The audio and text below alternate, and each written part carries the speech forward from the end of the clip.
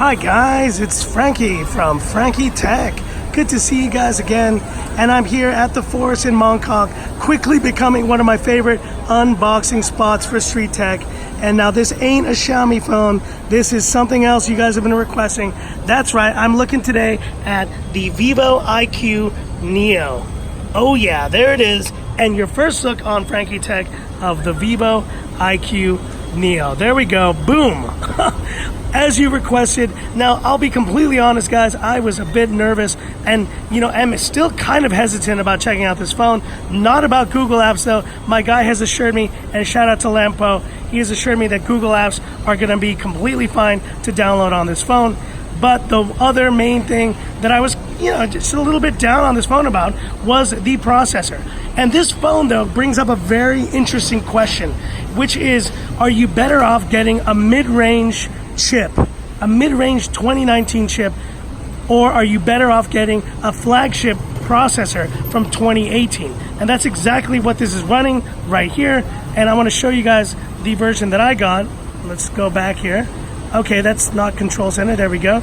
RAM storage space. So this is the 6GB, 128 gigs of storage version. But this is what I like about the version I got so far. And have a look at that. Oh my gosh, it is a gorgeous back. And let me just get this nice and clean for you guys to see. Look at the back of this phone. It is absolutely beautiful. Wow. Stunning. Now, I've seen a couple of reviews of this phone online, but they've only been of really the boring black version. This purple is where it's at.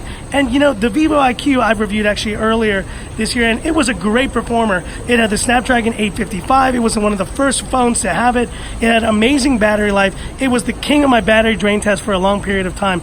But this Vivo IQOO Neo, it instead has opted for that Snapdragon 845 and really appears to be more of a regular phone. I don't think this is really kind of pushing to be like a gaming phone, and it's almost like IQOO, I think originally was intended to be kind of the gaming focused brand for Vivo, but it's now just kind of becoming almost like their sub-brand, kind of like Redmi. But in terms of design, this is looking very nice. In the hand, it feels really solid. And I love that there's a 3.5 millimeter headphone jack, and there's USB-C on the bottom. Now, I'll have to test what the edges of this phone are, but they feel to me like they are metal. If not, it is a very good quality plastic. And talking about display, 6.3 inch, just about 6.38 if I'm not mistaken, inch display, and it's an AMOLED panel. The white point is very nice. It's looking really good. And I have no worries about Vivo and their quality of panels. BBK Electronics, they own OnePlus, they own Oppo and Vivo, and they make some great panels on those phones. So I'm not worried about that whatsoever. The colors pop, and AMOLED with those inky blacks, it just looks really nice just upon first impressions. I'll have to kind of really test this phone out, but white point looks solid as well.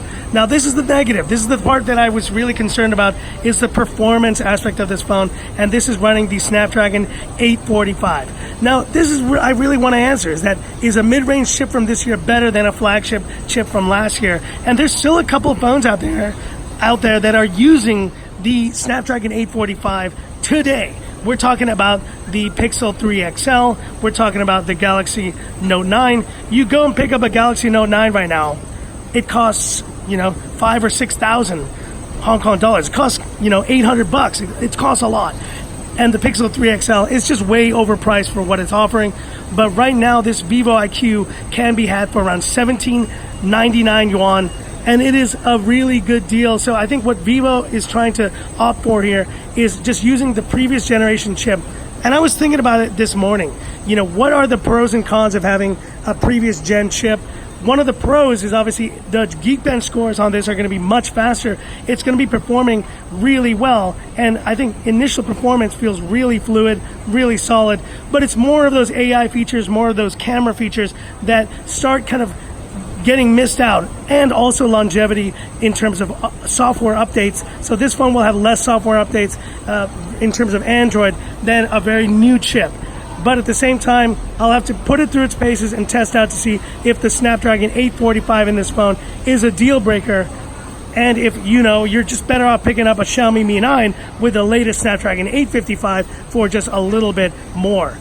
Now talking about audio, obviously we have that 3.5mm headphone jack. Looks like a single bottom firing speaker.